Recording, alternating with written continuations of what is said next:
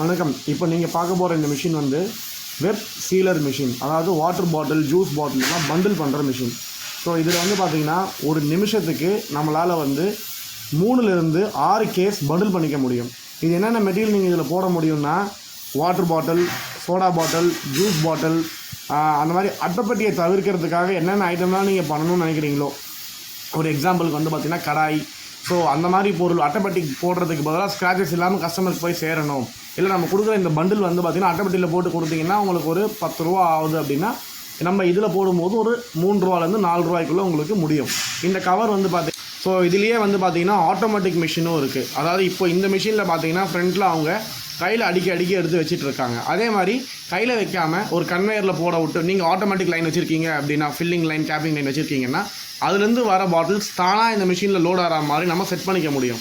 So in future இன்றைக்கி நம்ம இந்த மிஷின் வாங்கிட்டு நாளைக்கு நம்ம அந்த ஃபீச்சர் ஆட் பண்ணிக்க முடியுமான்னு கேட்டிங்கன்னா தாராளமாக நீங்கள் நாளைக்கு இதே மிஷினை இன்றைக்கி பர்ச்சேஸ் பண்ணிவிட்டு ஒரு 1 year of time, 2 years of time நீங்கள் யூஸ் பண்ணக்கப்புறமா ஆட்டோமேட்டிக்காக மிஷின் இதே மிஷினை ஆட்டோமேட்டிக்காக மாற்றிக்கவும் முடியும் உங்களால்.